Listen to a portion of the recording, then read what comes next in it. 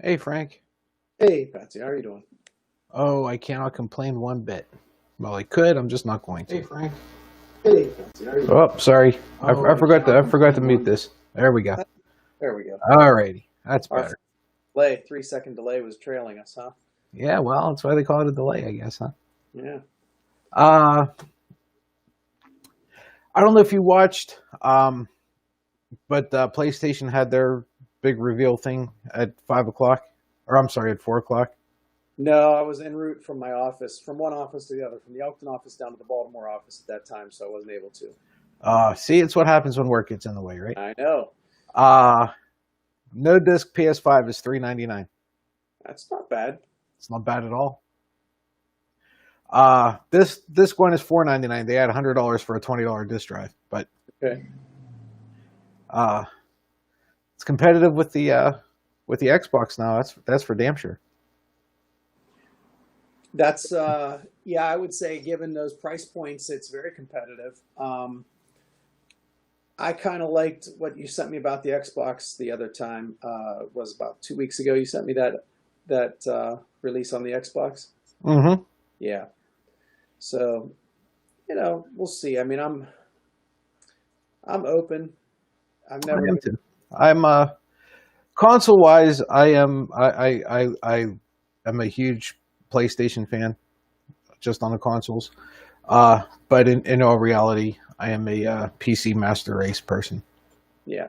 I really enjoy PC gaming. But boy, that PS5 looks very tempting. I'll be honest. I'll probably pick it up. I mean, I got to play FIFA on Every every platform possible. yeah. FIFA, one of my favorite leagues to build my squad around, has always been Serie A. Because you pick up value players from Serie A for whatever reason. There's always a bias towards the Premier League players amongst the people who put their the price point on the transfer markets, and so you can always pick up, I think, comparable players in the Bundesliga or Serie A. But for whatever reason, Serie A has been my favorite go-to league to put together my favorite squads in the FIFA. Yeah, mine too. And I don't know. I'll be honest with Frank. I don't know if it's because uh, of how cheap you can get some of the players, or if it's just because I mean, you and I and we said it last night. We City is the league that's kind of special to us, right? Yeah. Yeah. So I have an affinity for the Italian league anyhow. And for the last couple of years, at least, we were able to on ESPN Plus watch a lot of the games. A lot of the replays were very accessible to us for $4.95 a month on ESPN Plus. So this year it's going to be the Bundesliga on ESPN Plus. Um, Yeah, but with Serie A, it's definitely close to our hearts, and that's why we're picking it second to analyze this year for everybody. And we're going to do a little different this week. We're not going to go 20-1. We're going to go a little bit more in depth with a few teams. Um, with that in mind, did you have a particular team or two that you wanted to focus on for this upcoming? Oh, I figured maybe we should just kind of go through all of them. Obviously we're going to spend more time on you know certain clubs than we are others, Right. uh, and then maybe we just give everybody our who we think our top four is going to be. Yeah, that sounds good. Yeah, that way we can. Last week was a lot of fun with the prem, right, and just kind of like picking our entire table. Yeah. Uh, in all honesty, Frank, I think out of the only league I don't follow is the French league, right? I don't follow Lagoon. I'm just not a big fan of French soccer. There's no reason why. I'm just not. Um, but after doing the Prem, which honestly, if you look at all five, well, at least all four leagues that I follow, it was probably the easiest one to pick the entire table for. I'm Yeah. not going to be right. I'm just saying it was the easiest one to pick. Yeah. Uh, it was brutal, right? Even that being the easiest one was brutal, and it's like I don't even want to try it with City A now. I just don't want to give it a shot because it's going to be killer. It's true, and I think we might have a little more to add by just focusing on. I mean, we'll talk a little bit about maybe some of the players from each team, but to talk about some of our favorite teams and maybe some of the dark horses that are going to be in the running this year. But yeah, let's do it that way. And I agree with you. I don't think it would be really worth any value to anybody for us to give our 20 through 1 picks in Serie A, given that it would just be almost like a shotgun. Other than maybe the top 4 or 5, we might get some of those right. But yeah, once you get past 6 through 14, I don't know if we're going to get any of them right. So Yeah. Yeah. Well, we might as well start with I want to say the 9-time defending champion, the 9-time Scudetto winner, in Juventus. yeah, well, Juventus is starting with a new coach this year. I know a lot of people don't, for whatever reason, don't like him. I personally like him because I grew up, and maybe not grew up, but let's say grew up on soccer at an older age, watching the Italian national team win their 4th World Cup when this guy was in his prime, and he's kind of a nostalgic in that way for me, and that's Andrea Pirlo, who played midfield for the Italian national team and was prominent on a lot of good teams in Serie A. He's the new coach, and he's got a big job ahead of him. If you look at what Sarri said as he was walking out the door, he said that the team members of the club are uncoachable at Juventus. Yeah, I found that I found that telling it for a lot of reasons, actually. It's tough because look, if you're Sarri, you're going to get another job at some point. He's got the reputation that he's going to get a job. But as a club president, when you look at somebody coming in the door, if somebody like Sarri comes in having fired off a shot at his former club like that, you got to be like, whoa, what are we getting ourselves into, right? Yeah. And Sarri's wise enough to know that too. Like the urge to take a swipe at your old team has got to be overwhelming for somebody that's that wise, he's an older gentleman. He's been around the block. For somebody to say that, to me, it speaks to the fact that he really believes that. I mean, he genuinely believes that. Yeah, I felt the same way. Hearing something like that, it's kind of like hearing something like that from Ancelotti, right? It just you're not going to hear this from these guys. They're not Mourinho. They're above that. I mean, a lot of Mourinho's charm is his entertainment value, but you don't get entertainment from these guys. They're serious coaches and they're serious managers, and they're not going to throw players or teams or clubs that they're managing under the bus. I can remember Ancelotti whenever he managed Real Madrid, and they had just lost. They lost the Clasico to Barca, and I want to say it was Tata's last year at Barca. Okay, no, I take that. No, it was Tata's last year, and he put out a side that that had no chance of winning this, and it was simply because the president for Real Madrid pretty much told him who to put out. So he kind of said, okay, and just wash his hands to the whole thing. And Messi was injured. He didn't even start the game. He didn't come in until the second half. And in his book, in Ancelotti's book, he finally kind of breaks the silence on it, because the story that I'm trying to get out, the point I'm trying to make is he ended up throwing himself on his sword and taking all the heat for the debacle that was the El Clasico, and he ends up getting sacked for it. But in his book, he says, we come out of the tunnel for the second half. I'm standing on the touchline. I look beside me. Well, wait, I'm standing on the touchline. We're down 4-0 or 4-0. I look beside me and I see Messi's about to enter the game. At that point, I knew I was sacked. And that's about as far as he's ever thrown a side under the bus. And you said the same thing with Sarri, right? They're just not. It's just not in their DNA to do that. No. So I really think Pirlo's got his work cut out for him. Pirlo will do his best, and I think he'll do okay. I think the talent is there. They're old legs coming off of what they just ran through with stopping a season and then restarting. Um, they're going to get goals from Ronaldo. They're going to have fine defense from the older defensive guys that they have there. Um, but I think their midfield's crumbling It's a terrible. little bit. Yeah. It's crumbling. They lost Pjanic. They don't have really much there that you look at it and say, "Wow, these guys are dynamic. They're going to move the ball from the back to the front. They're going to link everybody up. They're going to make plays. They're going to be box to box." I don't really see that with the Juventus midfield. So I think that I really think they're going to lose. They're not going to win the Scudetto this year. They're going to they'll be a fine team. They'll beat teams. They'll cause teams problems. But this is the year that they finally second or worse, and we'll get to that later. But I just don't Yeah. I don't see them doing it this year. I don't either. First, I agree. Your analysis of their midfield was spot on, right? Um, it's just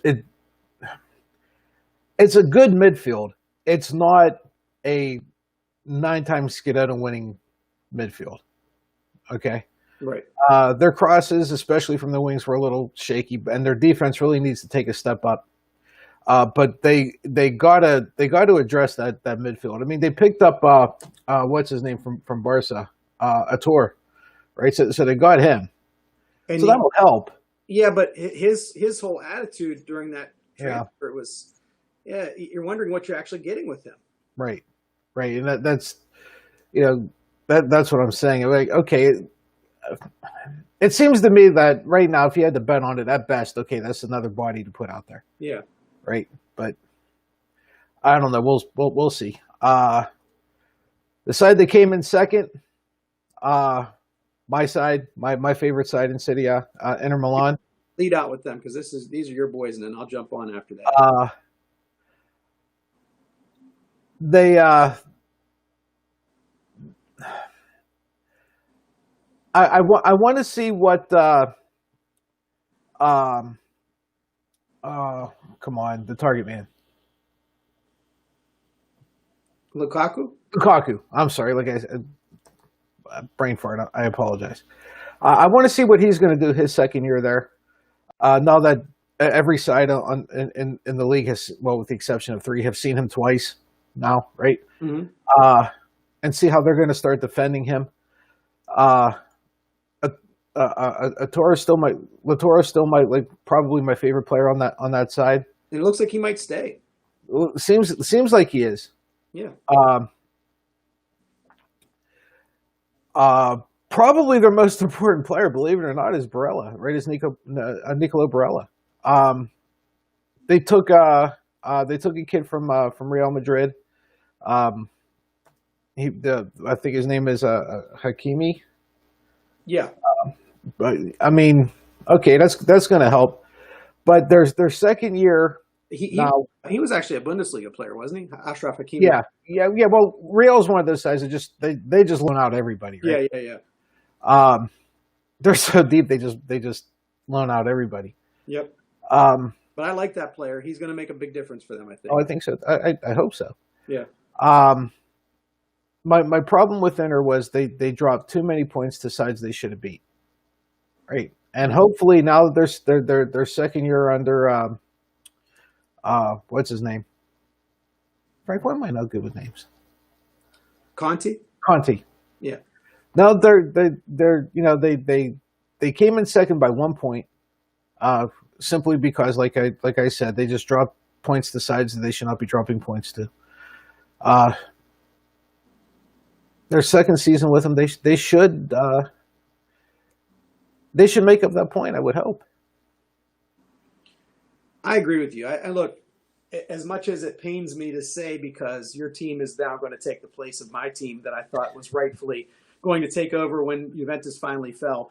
But I really believe that Inter has done what they need to do to take that step forward and claim this spot. I think Lukaku did a lot last year in his first year. He's an easy target. I mean, the guy looks like a hippo on skates at times. But, let's face it. He puts the ball in the net. Yep. He finds a way. And I would dare say that his ability to put the ball in the net, even at this age where he's he's just past his prime. He's not like old, but he's just past his prime. He's a Right. world class striker. I'm going to say he's a world class striker. You got Christian Eriksen, who's coming into his kind of second year there. Lautaro Martinez. I love Hakimi. Hakimi is fast, fast as lightning. He's going to play out on the wing or fullback for you. You've got Barella, who's a fantastic young Italian midfielder, one of those guys that you need that Pirlo-like guy in your midfield. Yeah. If you're an Italian side in Serie A, you want an Italian young midfielder that's going to be the backbone of the national team, to be your guy also on your club team, and he's that guy. I love their defense in Skriniar and De Vrij. Those guys are fantastic. Skriniar and De Vrij as center backs. Good center backs. Yeah, and then they pulled back some great midfielders who have experience. Nainggolan and Perisic came back for a second tour in Serie A at this point. I mean, well, Nainggolan never left, but Nainggolan went out to the island. He went out to Sardinia, right, to Cagliari. Yeah. That was because of his wife, if he didn't know that. Right. So now he's back on the mainland for a great side, and the guy is still fantastic. I wouldn't want to get into a dogfight with him. And Perisic, man, another one of these Croatians that we talked about before. So good on the ball, so smart. And then you've got Dalbert. Another fullback that's got speed. So you've got these older fullbacks like Kolarov and Ashley Young. They're smart, but let's face it, they're not fast. But then you've got Dalbert, who's a speed demon, and you've got Hakimi, who's a speed demon. So you can put those guys out on either fullback side as a substitute for either Young or Kolarov, or one or the other. Maybe you put one of the older, wiser guys out at one time with one of the speedsters on the other end, right? And you've got De Vrij and Skriniar as center backs in front of probably the best, clearly the best to me, Serie A goalkeeper Samir Handanovic. I love Handanovic. Yeah, I see no weakness on your side, honestly. It's a good, solid side. We didn't even talk about Sensi, who's another great midfielder. Brozovic, another great midfielder. There's great players here that probably aren't even going to see the field unless they come on as subs, which is fine. I think you guys got it this year. There's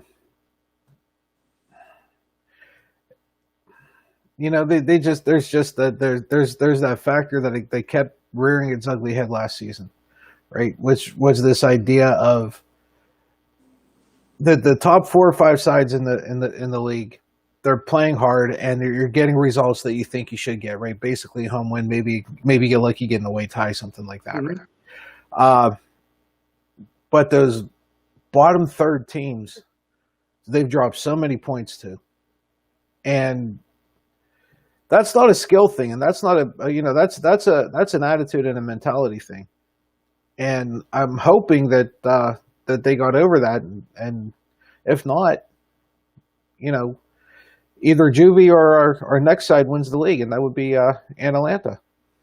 Yeah, I mean, I honestly think that Conte's going to make his stamp on these guys, and that's not going to happen this year. He's not going to stand for those kind of lapses in judgment. But yeah, Atalanta is one of our favorites in terms of the style of play. I love how they play. Yeah, we just relish in their style of play. It's something that, again, you've got a lot of world-class players on this team, and Gomez, a midfielder who also slides up top at times into a striker position. Josip Ilicic is a striker, center forward. Not the fastest guy in the world, but he knows how to finish, knows how to get in position. Duvan Zapata, another one. These guys are scoring goals like it's just like it's for fun. Those 3-4 goals like it's for fun. Yeah, like they're out on the playground. Exactly. Yeah. I'm sorry. Keep. No, you go ahead. Zapata might be their most important player right there. I mean, he means so much to the side, and then they picked up that Pasalic from Chelsea. Yep. Which I thought was a really good pickup for them. The problem is that they can't stop anybody. That's the problem. That's a big problem. Yeah. And I still think that's going to be a problem this year, because when you look at their defense, Matty Caldera, yes, he's going to be good. Yes, he's already good, but he's a young, Italian defender that's going to have a great career, but you Hmm. need somebody that's like that Stefan de Vrij. You need somebody that's like that uh, Bonucci, that's just a stalwart that's been there for a while to kind of stand up and stand people up. And they don't have that. Their other defenders are Palomino, who's serviceable, Romero, who's serviceable, but these guys aren't. They're not stand up, stop you defenders. Um, their fullback are okay. They're serviceable. The best one that I know of is from the Netherlands, Hans Haetboer, he's good, but he's still not going to provide that kind of defense that we're talking about. And yeah, they have breakdowns in their defense. Midfielder, another good midfielder, also from the Dutch side, is the Martin de Roon. Yeah, good midfielder. Yeah, but yeah, it's going to be a question of do they outscore enough to stay in the top four? I believe they do, but they're not going to be able to challenge for a first place finish because of their lack of defense. Yeah. Our next side, Napoli, your side, right? Since it's your side, I'll defer to you. What do you think? A lot of talk about transfers out of Napoli this year, and most of them aren't. Most of them, with the exception of Kalidou Koulibaly, aren't things that would bother me so much. Callejon, I've loved Callejon at Napoli for so long, but the fact that he's gone, the season he had last year it's not going to change much. Andrus Milik, the Polish striker, who is kind of like the possible, Italian side of Lewandowski, but hasn't really ever made through with that promise because he had a bad ACL injury a couple of years ago, never seemed to fulfill his promise. Mm-hmm. Rome wanted him sorely, and Roma has never been able to come up with the money until today, when it looks like Man United looks like they want to go in and grab Andrus Milik. But again, Milik has shown signs of being that guy, but he's never really stepped up and done it. Kalidou Koulibaly, there's talk of him transferring to the Premier League. Man City wants him. If the Napoli side loses him, that's a big blow, but they've already looked at getting Socrates from Arsenal. Mm-hmm. And Socrates is not as fast as Kalidou Koulibaly. He's not as well-rounded, but as a pure defenseman, if you put him back there with Manolas, the two Greek guys back there on defense that know how to play together, right?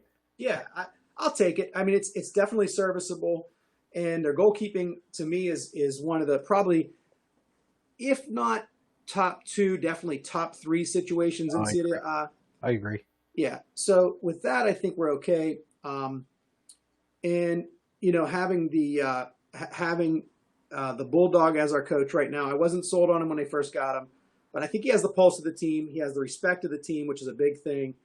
And he got good results from them. One last thing I'll say before I turn it over to you on Napoli is I love the signing of Victor Osimhen. Yeah, I was going to bring him up. Yeah. Yeah. So talk about him a little bit. I thought that was huge because let's face it, Frank, Napoli has a hard time scoring. Yeah. Okay. Now they ended the season, I want to say, in 7th place. Yeah. Which was just because the last few games they just tanked. They're better. They're far better than a 7th place side. But that Osimhen is a huge signing for them. Okay, mm-hmm. Their attack is gonna strengthen up, so we can take some of the pressure off of who's it? Insigne and Mertens. Mertens and Insigne, yeah. Yeah. Oh, that Milik was pretty good too. Yeah, he's okay. Yeah. I mean, he was. I wouldn't give. I wouldn't shrug him off. Their defense wasn't great, but if they would have scored anything where they're capable of scoring, their defense would have been just fine, right? Yeah. Frank, they're a top 4 side. I mean, they're a Champions League side, definitely a Europa League side. I don't think they have what it takes to win the league. I don't think they have what it takes to beat any of the three we put in front of them, with the exception of maybe Atalanta, assuming that they still can't stop anybody. But I don't think they have enough to take or bypass Inter or Juve. I agree with you. I think, here's some key names to keep in mind. This year is the second year for Matteo Politano, who came from your side before and has now joined Napoli last year. I think he's a guy that can be a glue guy. Good player. Be a good guy. Alif Elmas, who is somebody who's kind of coming into his own. Peter Zielinski, another Polish player. Keep an eye on him. Big return for me personally. One of the things that I think of it's going to change the dynamic for this team is Kevin Malcuit. Kevin Malcuit is a fullback out of France, very young, speedster. He went down with a knee injury last year and couldn't play at all the rest of the season. He absolutely changes the game because of his defense and speed. I'm curious to see, though, Patsy, he featured hugely in Ancelotti's plans. Mm-hmm. He went down. That changed a lot for Ancelotti. Now that Gattuso is there, will Malcuit fit into Gattuso's plans? I think so. I'll be honest. I think so. To what degree, I don't know, but there's too much. There's too much there for to. No, I think he'll. I think they're going to find a way to get him in. Yeah. His talent will bring him to the top. I think you're right. Yeah, I think so too. You're just not going to let somebody of that caliber sit on your bench. Right. Number 5 on our list, and it's not really a scientific list by any means, is Lazio. They had a really good season last year. Very nice side. They after the break, after the COVID break, they didn't look to be the same side, but boy, before the break they were dynamite.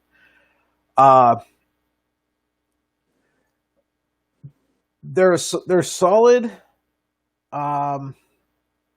Is Immobile still playing for them? He is. He is. Okay. Anybody who's played FIFA for more than one season has gotten an Immobile card. Yeah. And right? About it. But the guy can score. I mean, he's a good player. I don't know what they're going to do against the lower half of the table, because they have a tendency they have Inter Milan disease.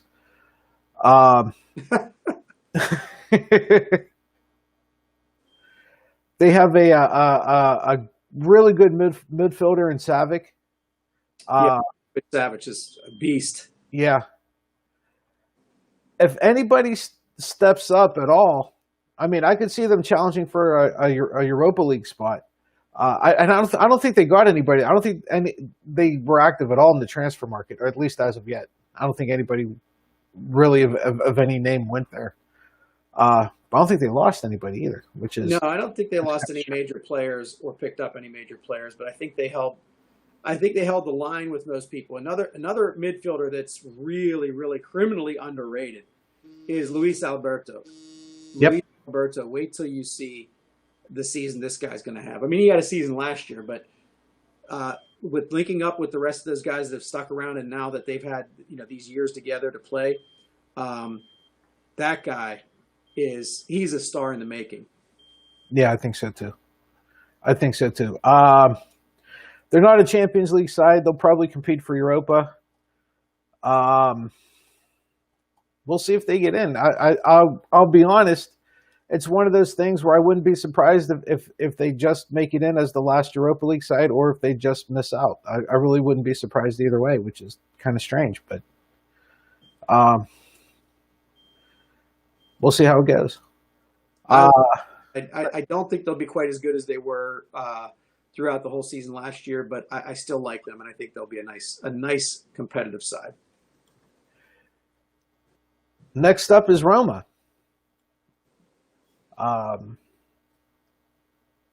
This is where really like the Roma to me is like they are the living, breathing personification of the difference between the top 4 or 5 sides in Serie A and like everybody else. and that's Roma. Um, they are rebuilding, right? They have a younger side, and they ended the season pretty well, right? They had a real good end to the season, but I mean, whenever you got players like Pellegrini, Spinazzola, these guys need to step up and grow a little bit, and if not, they're going to be on the outside looking in. They're going to be on the top half of the table, the top half, but I don't see them challenging for a European side or a spot anytime soon. They're, you know, they're the side that confuses me the most. Mm-hmm. I love the way you introed them. Um, they are a team that I think are a club that could really grab Serie A by the horns if they wanted to, but they seem to always want to do things on the cheap. Yeah. And you've got the whole country. You're in Rome. I mean, Lazio is the only other team that's got in that location, but Rome is really Roma is Rome's side. And I don't know, man. I just think that they could do so much more. And Zaniolo's hurt. It's really crushing. But I think he's already, if not ruled out for the season, he's ruled out for a very, very long portion of the season. And that's crushing. So they've made a move for certain players to try to fill in, and I don't think they've been able to land anybody. They've got talent that can keep them in games, but I don't think they've got enough to sustain, as you said, a full season in Serie A and all the tournaments they're going to play in, and to land anywhere above the top 5. I agree with you. I don't think so. And again, no transfers, right? Yeah. They tried, but they didn't pull anybody. Yeah, I mean, give them credit. They're trying. Zaniolo, we mentioned too, but he needs to step up a little bit. Pellegrini's probably their best player, or at least most important player. Had a great season last year, Pellegrini. I think probably a 6th, maybe 5th place finish is probably the best they're going to do. Next up, my son's side of Milan, the poor side, the bad side, the ugly side, the terrible side, AC Milan.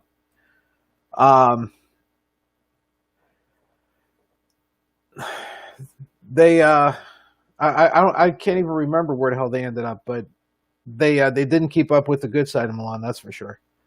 Gianluigi Donnarumma, their goaltender, is I think he's finally old enough to drive.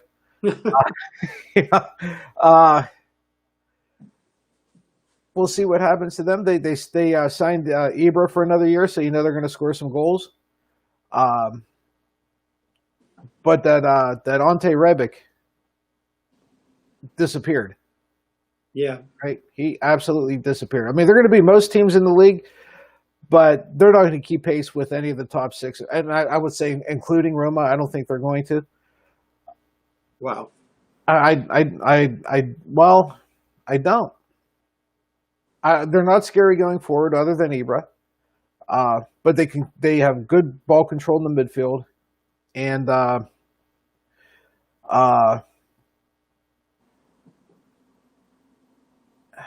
don't know. Donnarumma has a good season. They're going to do well, and maybe they do, make it up there and maybe compete for a Europa spot, or they're not good enough for a Champions League spot though. So last year they did finish 6th, right behind Roma and right ahead of Napoli. As you said, Napoli collapsed down the end. They could have probably overtaken Milan had they finished a little stronger. Probably. But Napoli was 4 points behind Milan, and Milan. Let's talk a little bit about why I think they might be able to overtake Roma this year. As I said earlier, Zaniolo, I just double checked it. Zaniolo tore his ACL. He's out. He's out for the season? he's out for an indefinite period, Oh, a very geez. long period of time. So Well, without Zaniolo, uh, Roma's in serious, I think, significant trouble. Um, AC Milan, you've got a midfielder who is a young kind of Zaniola like, and that's Sandro Tonali. Um, I like him. I like his game. You're right. Ante Rebic didn't follow through with the way he started the season last year. I don't know if that's a matter of Ibrahimovic being such a big personality up front that he took his game away. Rafael Leao is a really nice forward slash striker. Lucas Paqueta, decent. Theo Hernandez at a fullback position is really a world class fullback. yeah, Hernandez is dynamite. Frank Kessié, strong big midfielder. Romagnoli is the defender that I'm thinking of as the next heir apparent to the Italian side. You know, Chiellini. He is the young Chiellini, Bonucci, Yeah. Romagnoli. Watch that guy. Diego I don't know how to pronounce his name, Lazalt. But excuse me one second. Take over for me for a second, please. Absolutely. The one thing that you need to always keep in the back of your head is anytime you got a side where you got Ibra on you got Ibrahimovic on your side, you have a chance to win. He's getting older. He is up there in a couple of years, right? To be honest, he's closer to our age than he is to and Frank and I are both 52. And he's up there a little much, but the guy can still score. He can still put the ball in the net. He's still somebody to be scared to death of. He knows what to do with the ball. So AC Milan has a far better chance than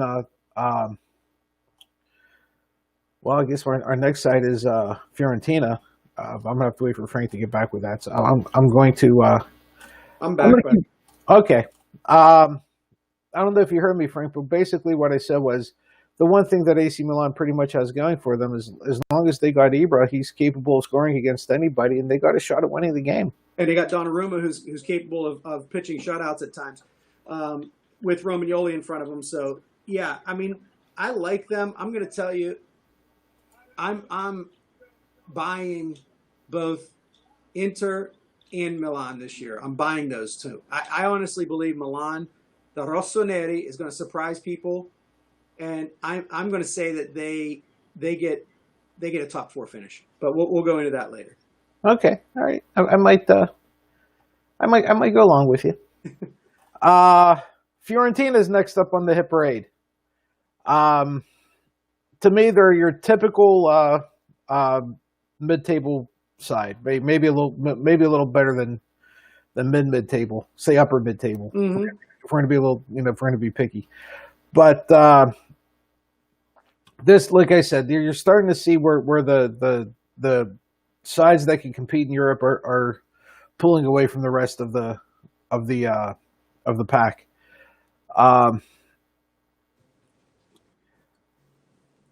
They have what's that kid? Milanovic, right? Or Milankovic. Milankovic. Yeah. He's probably their best player. They've got an aging Frank Ribery who did really well last year, but how many more years can you count on him? Not much. Federico Chiesa. Chiesa was a good forward, but he's kind of, I mean, I have a lot of faith in him, but he's going to have to do a lot alone. So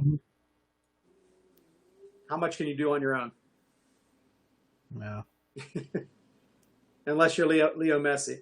Well, yeah. I mean, yeah. Messi's one league. Hey, speaking of Messi, I hate to bring it up and go to another league, but you know how Bayern Munich won their treble this year, right? Yes. Their top three scorers combined didn't score as many as Messi did his best year. That tells you something because right. We were how the Lewandowski was amazing. And Lewandowski couldn't stop scoring. Right. He just had to go out on the field with his jersey on and he scored, right? Right. And they still fell one short of Messi's top. I think they combined for 90 and Messi had 91 or something. Or, well, no, not 90. maybe it was 60, 61, something like whatever it is. He beat them by one goal. That's an amazing stat. Uh, I'm Giving sorry, I didn't go off on a tangent. I apologize. giving a little credit to the Fiorentina side. Giacomo Bonaventura is a very, very good midfielder for them, and Patrick Cutrone is a nice striker who's still yet to develop into what they hope he will be. But we'll see. I mean, if those guys, if Bonaventura gives you what Bonaventura normally gives you, and Cutrone takes a step forward and links up with Chiesa, they'll win their share, but they're not going to, what do you think? Somewhere in the 8th, 9th spot, somewhere in that range. That's what I'm thinking. Yeah. I mean, I very easily could see them coming in 8th. Yeah. Right behind them, though, I think is going to be Sassuolo. They got a good midfield, Frank. Yeah. They have a really good midfield. Don't have much of anything else, but they got a really good midfield. Locatelli's the heart of that side, right? Manuel Locatelli. And they got him for 10 mil from AC Milan. How about that one, huh? Talk about a steal. You know what? And the only reason I kind of hesitate with them is because against the top 4 sides, they were dynamite. Yeah. I'm pretty sure they beat Inter. And that's the thing. When I've watched them play against, and usually when I've seen them play, it's been against the top teams. They're a tough out. Yeah. Jeremy Boga and Dominic Berardi, those 2 guys can play with anybody. Yeah. Problem is, they go against the Genoa side or something like that. They'll give up 6 points. Yeah. It's true. But boy, they play good. They play good against the big sides.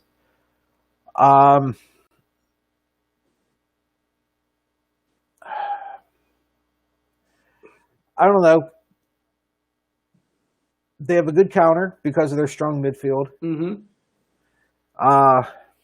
You think they can move up to 6 or 7? No, honestly, No? I don't think so. I think they've got a very solid goalkeeper in Consigli.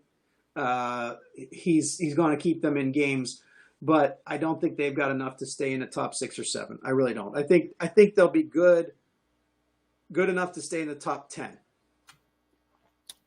I think that's probably more realistic. Speaking of number 10, roughly, like I said, we just kind of threw these together real quick. Hellas Verona.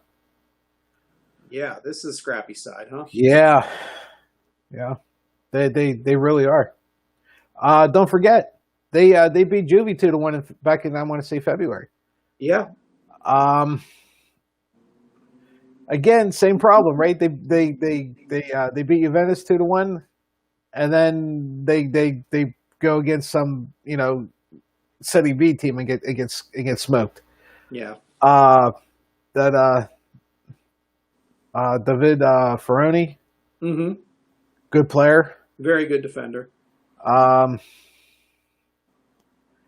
don't know, Frank. There's nothing about this side that tells me they're going to do anything better than fight for a top 10 finish.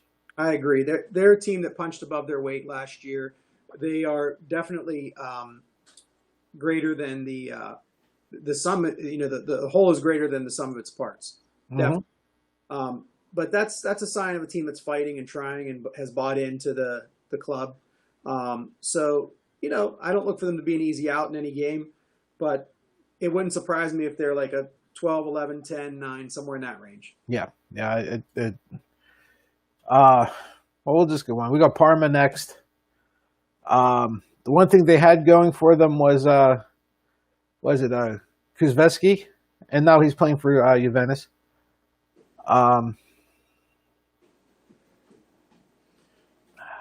They're the best of the worst half of the league. How's that sound to me? That's about right. I like them only because they're a fairly close drive to my house. They're one of the city sides that actually can get in the car and be at their stadium in a couple hours. So, hey, we have our priorities, don't we? That's right. Gervinho is still got some speed and still can put the ball in the net occasionally. Inglese, Matteo Darmian. Darmian, if you remember, played in the Premier League for Who did he play for? Was it Man? Was it Man United? Yeah, All right. Yeah, yeah. yeah. So he's got some class. He knows how to play the game. He cried when he left there. And let's see, who else do they have that's a name that maybe people will recognize? Those are the big names as far as I know, and the rest of them are just kind of like young and making their way. But they remind me a little bit of that Hellas run. Oh, wait, here's a name. Can he even still walk? Bruno Alves, the defender. Frank, he might be the only player playing top level soccer that's older than we are. I mean, he might be able to coach the players out on the field, but otherwise, I'm not sure he's really, he's really worth that much. But anyway, he is a name that people recognize. So Inglese, Gervinho, Matty Darmian, and Bruno Alves. And the rest of them are just young players trying to find their way. And they're playing hard, and we'll see. But I got to agree with you. They're kind of the best of the second half of the table, maybe. Yeah, maybe. Next up on our list is Cagliari. Cagliari. After Mendez, it kind of goes downhill. Yeah. They lost a lot of close games, and they probably had. They had a chance, a puncher's chance of winning. Yeah. And that can go one of two ways. Either you can bounce back and win those this year, or you can just fall apart. Yeah. I hope they bounce back. But I don't know. I'm not seeing much on this side that tells me they're gonna be the bounce back. I look at them and say, yeah, they've got some players, but this is the opposite to me. They're not the ones that are like the whole is greater than the sum of the parts. I think you see some names on this team. Marco Rog is a name that could be in soccer for a long time and doing big things. He might, play for somebody else someday, and they say, "Oh, that's a great player." But they lost Nainggolan, who was really a glue guy and a leader on that team. Yeah. Nandez, as you mentioned, world-class midfielder. João Pedro is somebody who's coming into his own. But there's not much else there. There really isn't. No. Still more than what they have at Bologna. Yeah. Which is next. Let's talk about Bologna. Because they have no defense at all. I'm pretty sure you and I can start at starting halfbacks for that side. They've got a great Chilean player at midfielder who plays with that Chilean side. That's a tough side, Metal. But other than that, there's not much there. No, what the hell is his name? Orsolini.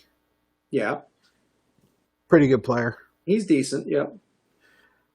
But if they don't quit hemorrhaging goals, it's not going to matter what else they do. Yeah, and I don't see a lot of defense coming in right now unless somebody steps up that just. There's names on this side that are not household names. I think they had a transfer, the Japanese player, Tomiisho, who came in last year, and he's capable. Oh, they got that one kid from Montreal from the Impact. Binks. Louis Binks. Okay. Yeah, they got him from Montreal. Okay. Middle of the road MLS transfer to a middle of the road Serie A transfer, but it's a body. Yeah, and they've got an older guy, striker that was Palacio. You remember him, Rodrigo Palacio? Yeah. He could still put the ball in the net, but he's not going to strike fear in a lot of defensive hearts these days. No, and you know what the sad part is? I don't want to say sad like it's a bad thing, but they're still going to pull off their maybe 2, maybe 3 upsets every year. Yeah.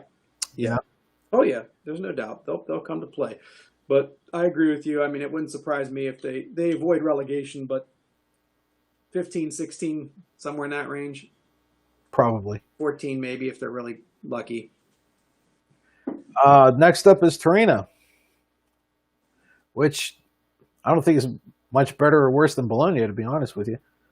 They've got the striker, Andrea Bellotti, who's always seems to be finding the net. He's still a really good player. Simone Verdi is a nice young player he'll make a name for himself. You're going to hear a lot more about him. Simone Zaza is an older striker who he's got let's say soccer IQ.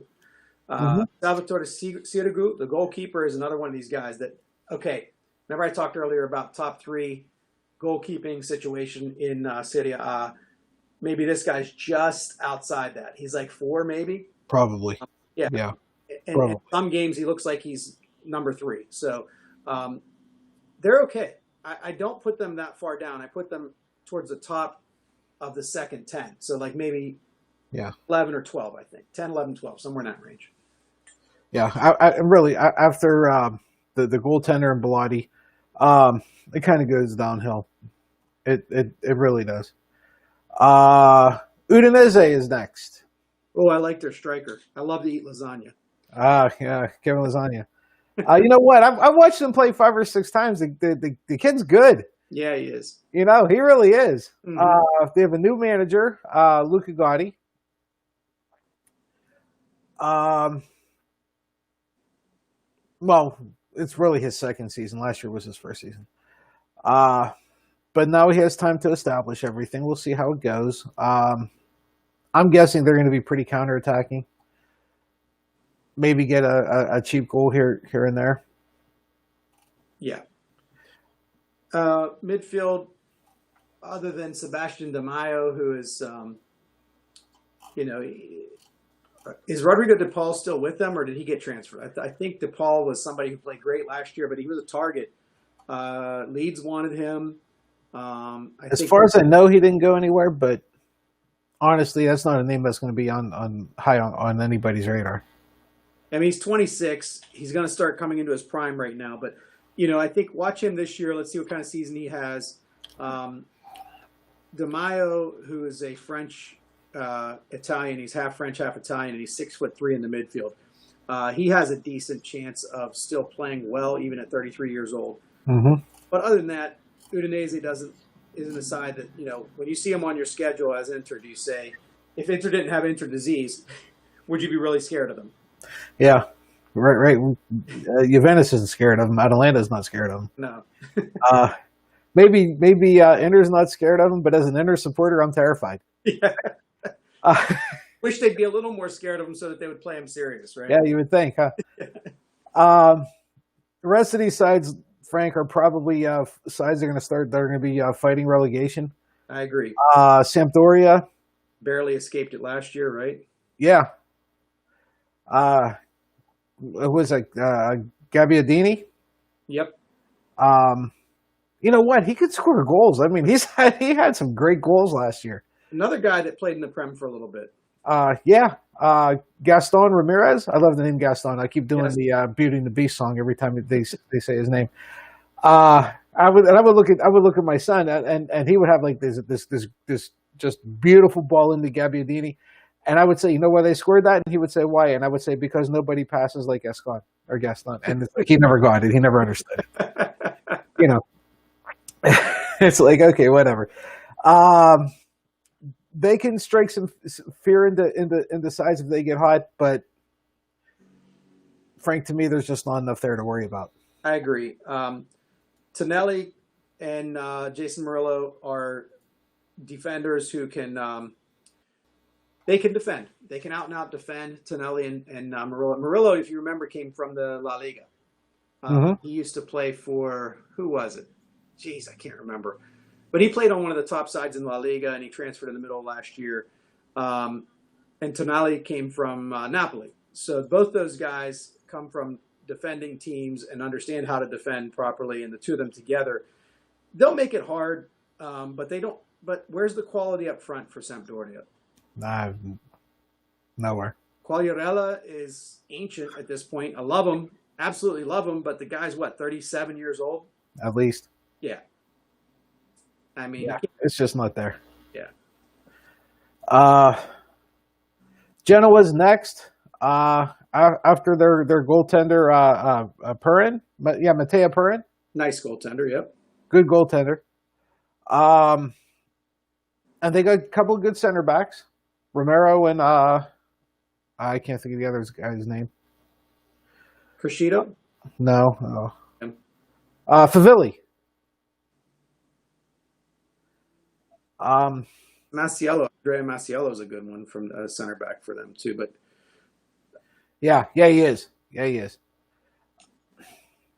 there's just nothing there. If they gave up a lot of chances and really showed just how what a good goaltender Perrin is, Yeah, because they gave up an absolute fuck ton of chances.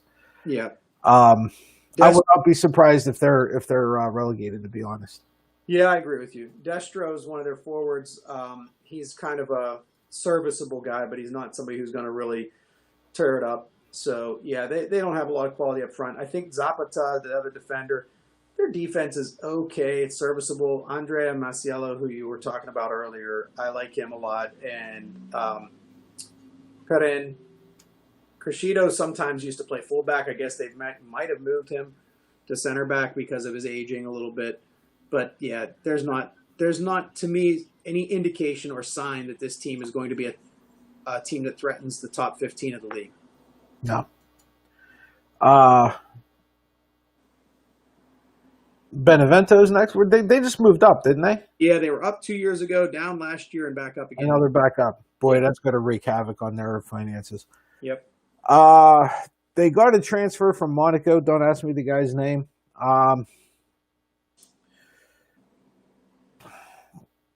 They're going to, I don't know, they're going to grind out wins against maybe some of the other mid-table sides, but if you're down, you're up, you're down, you're back up, you're not a good side. No. I'm sorry. I haven't seen them enough to really comment on them, Frank. I'll be honest. In the region that they're in, they are going to be a natural rival with Napoli. They're not near the same class as a Napoli side. I have a little soft spot for Benevento because one of my grandparents' parents was from Benevento. So I visited Benevento just to see some of my heritage there. I went and saw their stadium, as a matter of fact. It's a nice little community stadium. I want to see them do well. Do I think they'll do well? No. I think it would be nice to see them survive one more year so that they can maybe get some stability there and stay up and then see what they can do after that. But it's going to be a dogfight to stay out of those last couple spots for them. Oh, I'm not so sure they have it in them. Yeah, I think you're right. But I'll be pulling for them. I hope. Yeah, I will too. All right, let's finish this off with the last two. We got Crotone and Spezia. Yeah. We're just going to throw them both together because really at this point, this is their.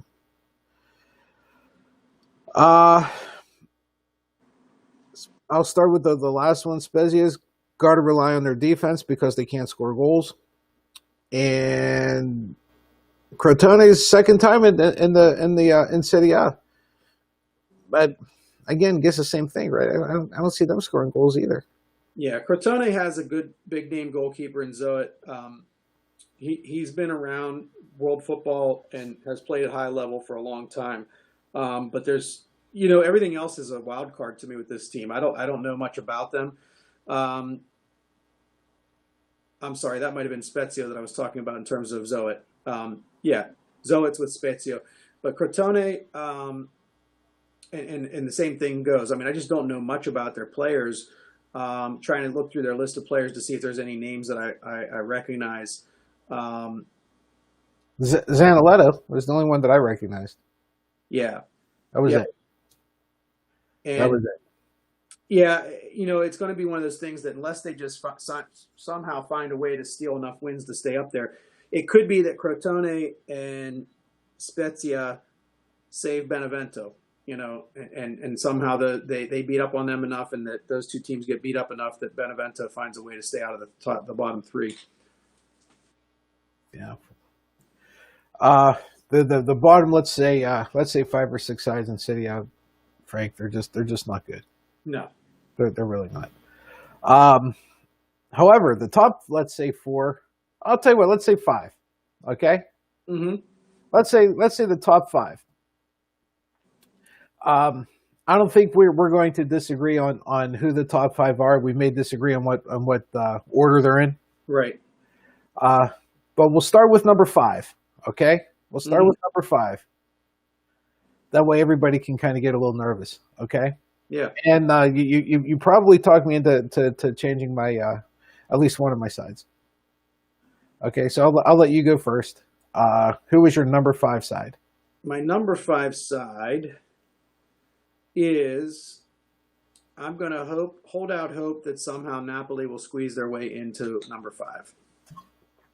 Wow, you're not going to believe this. That's who I picked too. All right. However, the difference between number 5 and number 4, to me, might be 1 point. Yeah. Okay. Once I tell you who my number 4 team is, because like I said, you definitely changed my mind on this. So, who was your number 4 side? Well, I think as much as I'd like to put this team a little higher, I think that they still have to shake off some of the early disappointment that they had last year, and it's the second year with our favorite Swedish striker in the world, and I think that sometimes that's disruptive. He's as great as he is, and sometimes some of the great things he does, he can be a little disruptive in his second year. But I think they'll still be very good and better than last year. That's the Rossoneri of Milan. Wow, you know what? This is frightening. This is frightening because you know how what I said about them earlier, right? And then you just kind of blew me out of the water. You're like, yeah, no, that's not going to happen. I was like, oh, well, okay. I'll be honest. I could very easily see Napoli and AC Milan switching. Yeah, flipping. I really could. While we were talking, I decided to make AC Milan 4th just because. Well, you'll know why. I'll tell you why later. But it was the romantic in me, I guess, that did it. Yeah. Your number 3 side. If we have the same top 5, I'm gonna be so worried. This one might shock some people. I'm gonna say, and I picked them as number 1 last year when we did this show. As much as I hated to pick them number 1, I picked them number 1 last year. I'm gonna pick them number 3 this year, and that's Juventus. Juventus number 3. I picked Atalanta number 3. Okay. Again, just because until they show me they can stop somebody. Yeah. Let's hear your top 2. No, your number 2. Well, this is where you're gonna be surprised because I loved Atalanta last year, and I don't think they cracked the top 5 this year. I think they just fall outside in number 6 this year, and that's why they're not in my top 5. So here's where I put Lazio. You put Lazio that high? Yep. Wow. I picked Juventus at number 2. Yep. Wow, that Lazio is surprising. You know what? That's. I'd love for that to happen. Yeah. I'll be honest. I would love for that to happen. And do we agree on the number 1?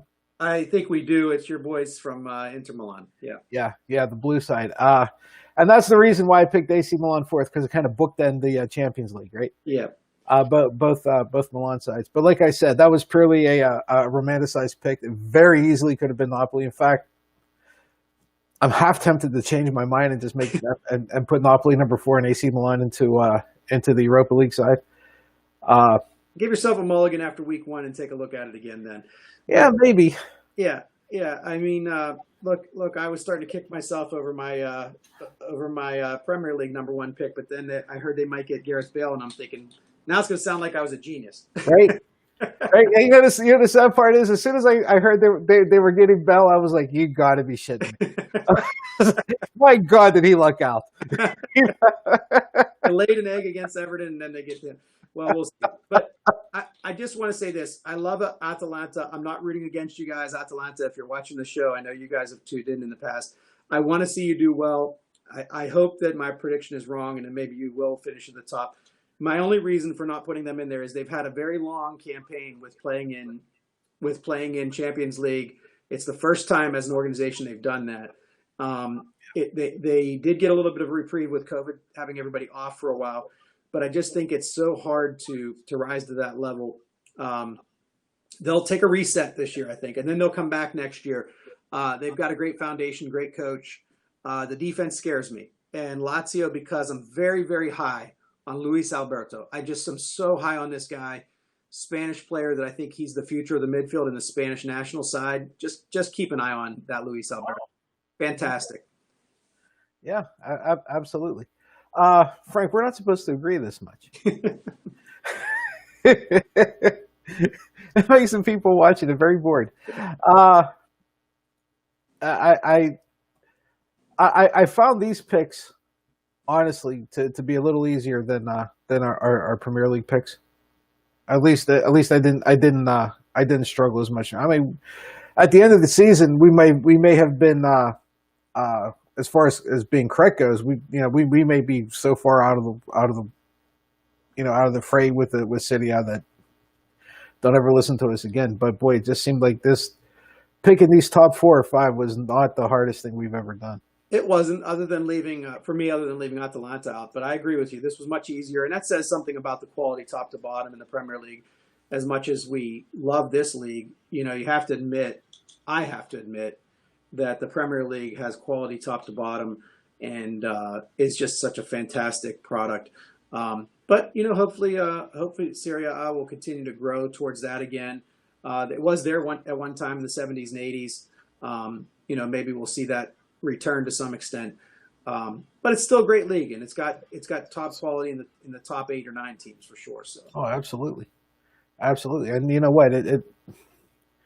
You're gonna be drawn where your heart is, right? I mean, that's just how it goes. And the Prem has a lot of drama, and I think that's what attracts people. Is there's a whole lot of drama in the Prem, and a lot of that is the way they market themselves and all that. And they do a great. No league on the planet, I think, markets itself as well as the Premier League does.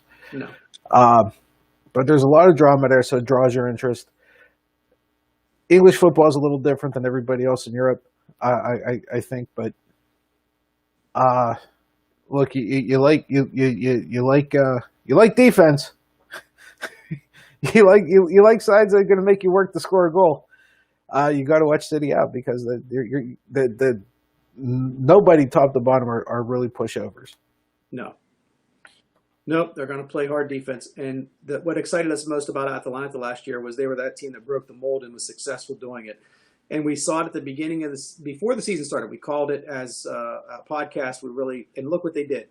They lost.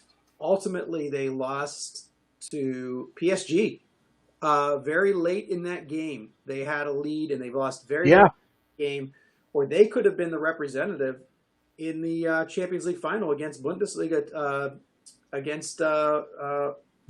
Well, no, it wouldn't have been. Yeah, they could have played.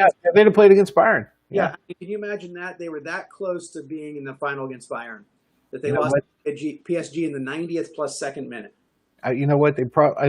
This is going to sound like I'm being an asshole, but they probably would have, especially if you look at the score. They probably would have given Bayern a better game because you watch that. If you watch that Champions League final, at no point were you scared of PSG just all of a sudden putting a couple goals up on them. No.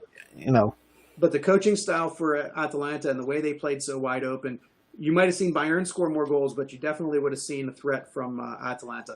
What could have been, but I will pat ourselves on the back for identifying kind of a very Cinderella team that did some big things in that season.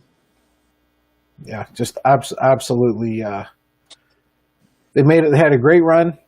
I hope it wasn't a fluke, right? I really do. I hope that their Champions League run wasn't a fluke. I hope it was more of a reflection of the quality of the side because, Inter's my side, but boy, I could watch Atalanta play all day. I could watch them play against anybody. Yep. Great thing. Great stuff. I want to see who we have next week. Who do we have next week? I want to say we have Bundesliga next week. Yeah, sure. All right. Yeah, thanks. Yeah, Bundesliga sounds right. I do. I think next week we look at Bundesliga. Let me check real quick here. Just give me 1 second.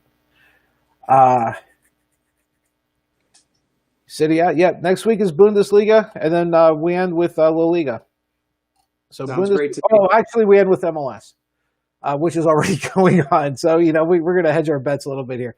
But we have Bundesliga next week, La Liga the Wednesday after, and MLS the Wednesday after that. And I'm pretty sure I put MLS that deep into our schedule because I figured by that time Lou would be done golfing. Yeah.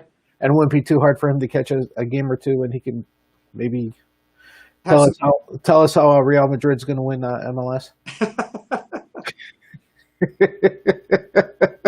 Yeah, maybe some of the retired players will come over and play for Inter Miami, and that'll be a Real win, so to speak. Yeah, Yeah. exactly.